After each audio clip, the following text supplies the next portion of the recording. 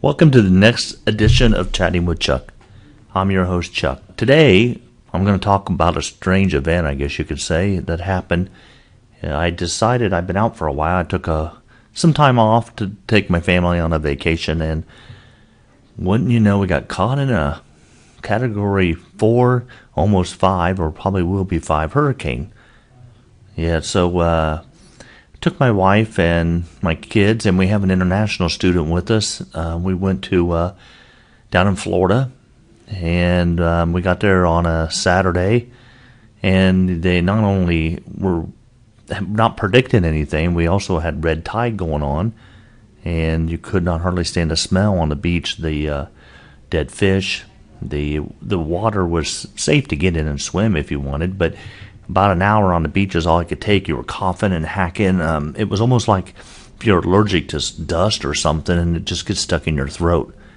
So we got there on that Saturday, and I turned on the weather, and there was possibility of a tropical depression forming down in the Caribbean, down by Mexico, and I sat there and watched it for a while, and I'm like, we'll be all right. And then Sunday, they upgraded it to a tropical storm, possible Category 1 hurricane, and we didn't think nothing of it. The path was kind of heading our way, but, I'm like, well, if it's a tropical storm, we'll ride that out. So we hung around there for a while and did a few things on that Sunday, and in advance, we had bought some stuff to do. We found some deals online, and we decided to spread them out over the week. So we bought all these things ahead of time. We had our condo, we rented a car, all that kind of good stuff when you do on vacation. And Monday morning I get up and turn on the weather and the news, and of course it's making a beeline for where we're at, and it was a Category 2 hurricane at the time. So we're like, I looked at my wife and I told her, I said, well, this is not looking good. I don't know how. They were predicting to make landfall on Wednesday.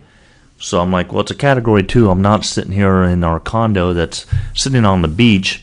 Even at a Category 2, we could have some damage. And, I'm not going to risk my life or my family's life on any of this. And so I told her, I said, well, we'll keep an eye on it all day. And worst comes to worst, we'll have to get out of town for a little while. But you still couldn't go on the beach because of the red tide. Well, you could, but you couldn't stand the smell, and you couldn't stand the, people wearing masks on the beach, and that's not what the beach is about. So we were kind of bummed we couldn't even do any of that. So I kept an eye on it all day, and gas lines were starting to get big. So I decided to go ahead and get gas Monday morning, fill up the car. I didn't want to have any issue getting some gas and get fuel out of town if I had to. So I pulled into a gas station, which I thought it was silly. There was a half a dozen gas stations, and some of the lines in them were huge. You probably would have waited at least half an hour to an hour to get a tank of gas. And I went further down the road, and there wasn't a single person at this gas station, so I pulled in and filled up right away, and come to find out, the other gas station was 20 cents cheaper a gallon, and I'm like, well, what difference does that make when a hurricane's coming, or possibly coming? So I'm like, 20 cents, okay, let's say you got a 10-gallon tank or a 15-gallon tank, we're going to save $2 to sit in line for an hour. It made no sense to me. But I filled up, and as the day went on, I kept an eye on it, and they thought it was going to be Category 3, and it was still coming our direction. So I told my wife, we got to get out of town. So we went out to eat, waited 3 hours to eat that night, because I think everybody was trying to do everything they could. We spent all of our Groupons that day, that we bought online. Everything the kids could do. We go-karted, putt-putt golf, all that kind of thing. We all did it in one day. It was a long, quick day, but we packed up that night, and we got up the next morning. I turned on the news just to make sure nothing's changed, and it was a Category 3, still heading towards the Panhandle of Florida where we were at.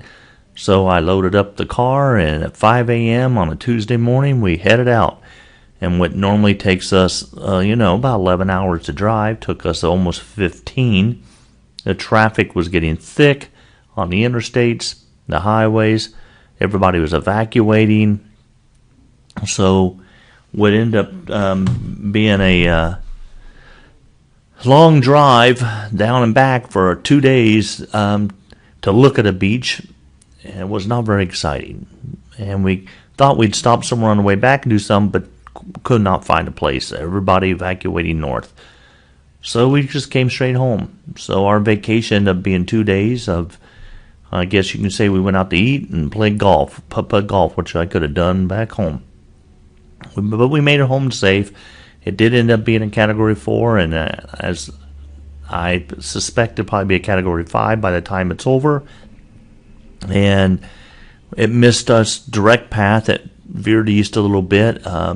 We did get, where I was at, did get some winds. They got some damage, but they did not hit the brunt of it. Like you probably saw in the news, Mexico City Beach, Panama City Beach, all that.